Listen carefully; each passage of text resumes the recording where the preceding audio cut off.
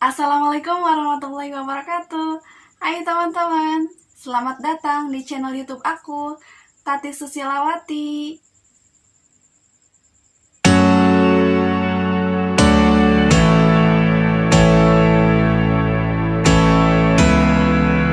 Sebelum kalian tonton video aku, subscribe dulu ya. Dan aktifin notifikasi loncengnya supaya tidak ketinggalan videoku selanjutnya. Dalam video kali ini, aku mau share pengalaman pribadi aku ke teman-teman mengenai alasan dan proses kenapa aku memutuskan bekerja sebagai asisten rumah tangga di usia aku yang cukup relatif muda dan juga tetap memakai pakaian tertutup dalam aktivitas kesehariannya menjalani pekerjaan sebagai asisten rumah tangga. Bismillahirrahmanirrahim. Sebelumnya, perkenalkan, nama aku Tati Susilawati. Aku biasa dipanggil Teh Tati. Aku berasal dari Cianjur Selatan. Hai orang Cianjur, kumaha damang? Salam rindu, salam sayang, salam sejahtera untuk orang Cianjur sadayana. Oke, kembali ke topik ya teman-teman. Alasan pertama kenapa aku memutuskan untuk bekerja sebagai asisten rumah tangga yaitu karena aku tidak ingin menjadi beban kedua orang tua. Dulu ketika aku sekolah, aku pernah ada niatan untuk melanjutkan kuliah. Tapi aku sadar, aku terlahir dari keluarga yang kurang mampu, orang tuaku pun hanya bekerja sebagai petani, dan kondisinya waktu itu mereka sering sakit-sakitan karena mereka sudah tidak muda lagi. Pada saat itu aku berpikir, kalau aku tetap lanjut kuliah, aku dapat uang dari mana untuk daftar kuliah, untuk biaya kuliah, dan lain sebagainya. Aku masih ingat ada seseorang yang bilang kayak gini ke aku, kamu jangan tambah beban orang tua. Orang tua kamu udah sakit-sakitan, orang tua kamu sudah tua. Jangan kamu tambah dengan kamu ingin melanjutkan kuliah. Untuk biaya kamu sekolah kemarin aja mereka udah banting tulang. Mereka sakit-sakitan demi kamu.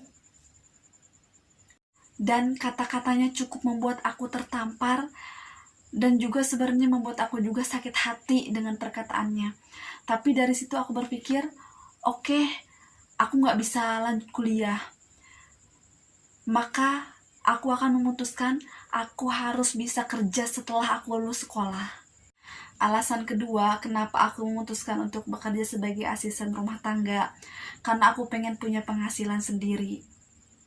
Dengan melihat kondisi keluarga aku yang memang kurang mampu, setiap orang juga punya kebutuhan masing-masing. Setelah aku lulus sekolah, aku pasti punya kebutuhan. Dan aku gak mau minta uang jajan lagi sama orang tua. Minta untuk mereka memenuhi kebutuhan aku gak mau. Aku bertekad bahwa aku harus kerja. Pokoknya pikirannya kerja aja. Untuk bisa untuk bisa menghasilkan uang sendiri dengan keringat sendiri, dengan jerih payah sendiri. Pokoknya aku akan berprinsip bahwa aku harus bisa ngasih orang tua setelah aku lulus sekolah, bukan aku yang minta sama orang tua. Biasanya di kampung aku, umur seusia aku pada waktu itu, mereka kalau tidak bekerja, kalau tidak kuliah, pasti mereka nikah. Entah itu karena nikah keinginan sendiri ataupun nikah karena memang dijodohkan orang tua. Dan aku bukan tipe orang yang seperti itu. Aku pengen ngejar apa yang aku pengen membeli apa yang aku pengen dengan hasil aku sendiri. Alasan ketiga kenapa aku memutuskan untuk bekerja sebagai asisten rumah tangga yaitu karena aku tidak ingin kerja dikejar-kejar waktu. Apa sih maksudnya dikejar-kejar waktu? Dulu sebelum aku jadi asisten rumah tangga, sebenarnya aku pernah kerja di salah satu perusahaan. Mungkin next time kali ya, aku bakal bahas sebelum aku kerja di asisten rumah tangga, aku pernah kerja di sebuah perusahaan di Depok. Sebenarnya sih mungkin setiap orang berbeda-beda ya. Cuman karena aku orangnya nggak suka diburu-buru dalam melakukan hal apapun, nggak suka kayak di waktu, apalagi dalam masalah ibadah. Itu yang poin penting, yang membuat aku nggak mau kerja yang namanya diburu-buru waktu, dikejar-kejar waktu. Pada saat itu aku kerja di sebuah perusahaan, eh, tapi dalam ibadah kayak dikejar-kejar waktu gitu. Maksudnya kayak kitanya nggak khusyuk, kitanya nggak fokus, kayak balap gitu, kayak Valentino Rossi kali ya. Pokoknya nggak nyaman aja gitu, kayak istirahat, makan tuh bener-bener di waktu gitu. Jadi aku pun ngerasa nggak enak. Dan sekarang aku kerja di asisten rumah tangga, bener-bener ngerasa aku yang ngatur waktu, bukan aku yang dia atur waktu gitu loh. Alasan keempat kenapa aku memutuskan untuk bekerja sebagai asisten rumah tangga, yaitu karena aku pengen belajar jadi ibu rumah tangga yang baik, jadi istri yang baik. Pasti setiap orang, setiap wanita juga pengen jadi ibu rumah tangga yang baik, jadi istri yang baik. Rasanya emang cocok sih aku bekerja sebagai asisten rumah tangga, karena untuk melatih kesiapan aku juga menjadi seorang istri dan juga menjadi seorang ibu. Karena di sini aku benar-benar nggak hanya belajar memasak, beres-beres, ngepel, bersih-bersih dan lain sebagainya, tapi aku belajar banyak hal tentang rumah tangga, tentang bagaimana menjaga bayi, dan banyak hal yang bisa aku pelajari di sini. Oke teman-teman, aku sekarang mau ceritain proses atau awal mulanya aku bekerja sebagai asisten rumah tangga. Teman-teman percaya nggak? Aku kerja sebagai asisten rumah tangga itu di umur 15 tahun. 15 tahun? Iya. Dulu ketika aku lulus MTS, ya karena memang kondisi keadaan orang tua ya, dari situ lagi aku berpikir yaudah deh kerja. Pada saat itu juga orang tuaku memang mengizinkan, karena mereka bilang yaudah terserah kamu aja, yang penting kamu bisa jaga diri gitu kan. Aku dulu langsung kerja, tapi cuman sekitar 6 bulan. Dan entah bagaimana aku kepikiran untuk sekolah lagi. Nggak tahu dari mana aku berpikir untuk oke, aku mau ngelanjutin sekolah lagi ke SMA, tingkat SMA, MA gitu kan ya. Karena dari situ aku ada uang, maksudnya hasil dari kerjaku sebagai asisten rumah tangga adalah untuk sekedar daftar ataupun biaya 1 tahun penuh gitu kan untuk aku sekolah. Nah dari situ aku lanjut sekolah di Madrasah Aliyah di Cianjur. Lagi-lagi pas aku kelas 3, ya aku berpikir untuk bisa ngelanjutin kuliah gitu. Tapi yang karena memang kembali lagi kondisi orang tua yang memang kurang mampu, hanya pekerjaannya juga gajinya tidak jelas, bukan gaji ya, maksudnya pendapatannya tidak jelas gitu loh. Ya, aku harus berpikir lagi bahwa yaudah deh aku mau kerja. Pada saat itu aku kelas 3 MA, aku memutuskan untuk aku harus kerja setelah lulus. Pada waktu itu setelah ujian, belum kelulusan, belum kenaikan kelas, aku kontak teman-teman aku kontak kakak kelas aku yang mereka udah kerja di luar kota, di luar negeri, dan pokoknya yang udah pada kerja aja. Aku kontak mereka, dan qadarullah aku punya keponakan yang kerja di toko kue, tapi sebelumnya dia nggak bilang kerja di mana gitu loh. Aku kontak dia, ada kerjaan nggak, gini. Terus dia bilang, ada nih, ada lowongan kebetulan. Terus aku bilang, yaudah deh, aku mau gitu. Terus ya udah, kapan kamu bisa? Pokoknya dengan komunikasi dan bukan perdebatan, tapi perbincangan yang cukup lama. Terus aku bilang, yaudah deh, bisa. Terus dia jemput aku, tapi emang sebelumnya aku nggak tahu kerjanya tuh kayak gimana gitu loh. Aku langsung bilang mau aja ya, karena pikirannya udah pengen kerja aja gitu. Aku langsung main ambil aja kerjaan itu, nggak tahu kerjaan apa. Terus aku dibawa sama saudara aku dan naik motor. Teman-teman tahu, aku tuh nggak pernah naik motor dari Cianjur ke Jakarta gitu. Nah, itu baru pertama kali aku dibawa naik motor sama saudara aku, ponakan aku, dari Cianjur ke Jakarta. Dan rasanya itu capek banget. Di jalan tuh kehujanan, kepanasan, pegel, pokoknya pengen nangis aja gitu. Ya maklum lah, masih polos-polos. Dan sampai di sana pun aku masih nggak tahu aku nih besok harus kerja apa gitu. Dan aku pun memang sebelumnya nggak nanya kerja apa gitu. Ya karena memang di pikiranku udah pengen kerja gitu, pengen punya uang sendiri. Pokoknya gak kepikiran buat nanya kerja apa. Entahlah, mungkin aku pada waktu itu udah nggak connect, udah error kali ya. Dan teman-teman harus tahu, aku karena nggak tahu pekerjaannya, aku pakai gamis, pokoknya aku pakai kerudung, pakai gamis. Dan teman-teman tahu kerjanya apa? Kerjanya sebagai penjual kue di toko.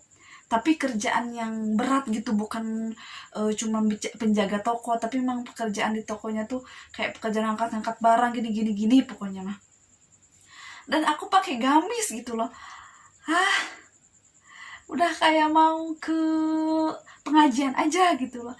Ya karena memang mungkin bodohnya aku ya, karena nggak tanya-tanya dulu gitu kerja apa dan harus berpakaiannya kayak gimana.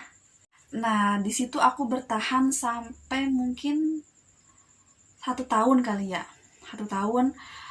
Dan alhamdulillah mereka juga baik-baik. Sampai sekarang komunikasinya juga sama majikannya juga masih baik-baik. Karena orang baik mah selalu diterima di mana aja ya. Terus waktu itu aku memutuskan untuk pulang. Dan setelah aku di rumah, aku berpikir, lah aku ngapain lagi ya di rumah gitu, nggak ada kerjaan. Ya kalau harus bertani gitu aku nggak bisa, meskipun aku anak seorang petani, tapi aku kurang ahli dalam bertani. Sebenarnya mungkin bukan kurang ahli, tapi memang malas aja gitu loh. Waktu itu sampai berpikiran untuk pengen keluar negeri. Ya, aku waktu itu daftar ke Saudi.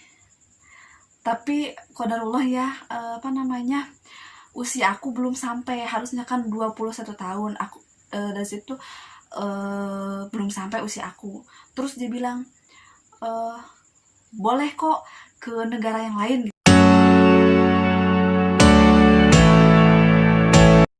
Aku 1 malam nginep di yayasan untuk menunggu hasil keputusannya, karena emang biasanya 1 hari hasil dari tesnya keluar gitu kan, kita fit atau unfit. Tapi sebelumnya pas waktu malamnya itu kan aku kumpul sama ya calon-calon TKI lah untuk luar negeri. Mereka ada yang mau ke Malaysia lah, ada yang mau Singapura, dan pokoknya di situ banyak banget. Di situ aku bener-bener nggak nyaman, bener-bener pengen nangis, pengen pulang, pokoknya nggak betah aja gitu. Terus ada ibu-ibu yang cerita, dia sebelumnya kerja di Singapura. Dia tuh kerjaannya ngurusin anjing, pokoknya masaknya babi, pokoknya yang haram-haram lah pokoknya gitu. Terus saat itu juga aku bener-bener cari tahu di Google gitu, kerjaan di Singapura tuh kayak gimana. Tapi memang rata-ratanya dia kan non muslim gitu, maksudnya mereka kebiasaannya kayak masak-masak daging babi gitulah. Terus dari situ aku ngerasa ragu ya, dari situ aku ngerasa ragu, aku takut, pokoknya takut gini, pokoknya aku pengen pulang. Terus nyampe lah besok lah ada nih hasilnya sekitar jam siangan, jam makan siang lah. Teman-teman dapat surat gitulah, pokoknya mereka fit pokoknya mereka sehat gitu. Tapi mereka nggak langsung keluar negeri, mereka dikarantina dulu di situ. Maksudnya kayak mungkin dikasih belajar dulu ya, belajar beberapa bulan, belajar bahasa beberapa bulan, terus mereka langsung kalau udah dapat panggilan mereka langsung berangkat gitu kan. Dan qadarullah ya, mungkin emang Allah nggak mengizinkan aku pergi ke sana. Aku saat itu dapat kabar bahwa aku unfit tuh maksudnya aku punya penyakit gitu, maksudnya aku nggak sehat. Tapi aku penasaran, aku punya penyakit apa gitu. Dan dia bilang aku divonis punya penyakit bronkitis.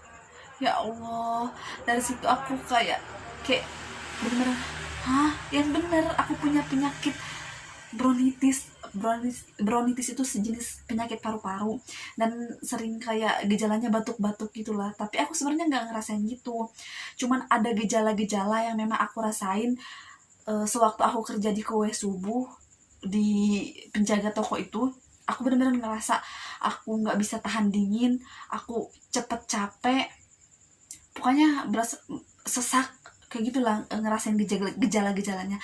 Tapi aku orangnya emang nggak mau yang namanya bilang ke siapapun gitu, selama aku masih bisa tanggung sendiri, selama aku nggak ngerepotin orang lain, selama aku bisa masih menjaga diri aku sendiri, aku nggak bilang. Tapi emang ternyata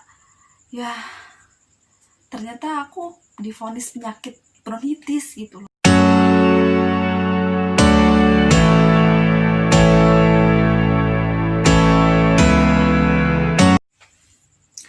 Terus dari situ lagi aku berpikir, oke, aku emang nggak bisa keluar negeri, tapi aku harus bisa kerja. Di manalah, maksudnya kerja di manalah, masih di Indonesia gitu, tapi yang penting aku bisa kerja. Saat itu aku kontak teman-teman aku, kontak saudara-saudara aku, dan qadarullah ada teman aku yang dia kerja di marketing di salah satu perusahaan. Aku kerjalah di situ selama 4 bulan. Aku di situ closing, tapi aku ngerasa nggak nyaman ya, karena ngerasa kerja dikejar-kejar waktu, dikejar-kejar target gitu kan. Apalagi dalam masalah ibadah, aku bener-bener ya, meskipun aku orangnya gimana ya, agak nakal-nakal dikit lah, maksudnya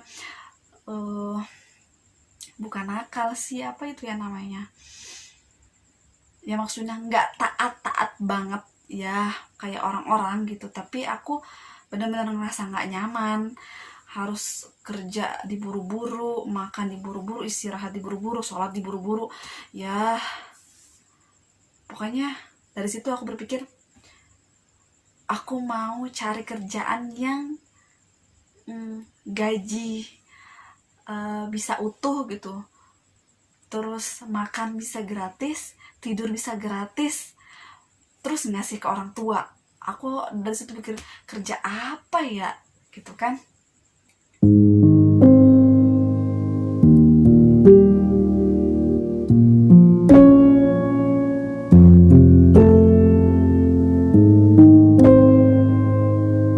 Dan aku masuk kerja di sini tuh tanggal 12 Desember 2018 kali ya. Karena sekarang aku di sini sudah hampir mau 2 tahun. Dulu pas waktu aku kesini majikan aku lagi hamil, dan sekarang anaknya udah umur 1,5 tahun kali ya. Pokoknya udah mau 2 tahunan lah anaknya. Jadi aku di sini udah lama juga.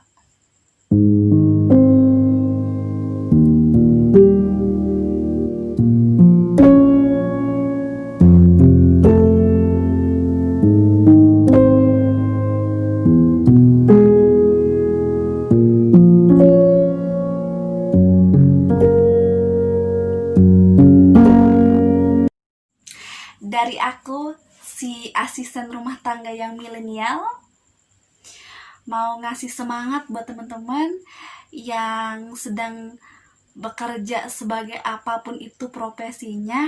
Tetap semangat, karena masih ada keluarga yang harus kita perjuangkan. Pokoknya semangat terus, jangan mengeluh. Pokoknya teman-teman, mungkin ada yang pekerjaannya sama seperti aku, ataupun pekerjaannya yang berbeda dengan aku, ataupun pekerjaan apapun lah. Jangan mengeluh, jangan putus asa, jangan sedih, jangan insecure sama diri sendiri. Harus bangga sama diri sendiri. Karena ya bangga lah, karena kita punya pekerjaan yang bisa menghasilkan uang dari keringat kita sendiri, dari hasil kerja keras kita sendiri. Karena di luar sana masih banyak mereka yang cuman minta-minta sama orang tua, yang masih pengangguran, yang mungkin masih nyari kerja sana sini karena mereka berpikir pengen cari kerjaan yang gajinya besar gitu. Oh iya teman-teman, jangan lupa like, share, dan kalau ada pertanyaan dari teman-teman, komen di bawah ya. Dadah. Assalamualaikum warahmatullahi wabarakatuh.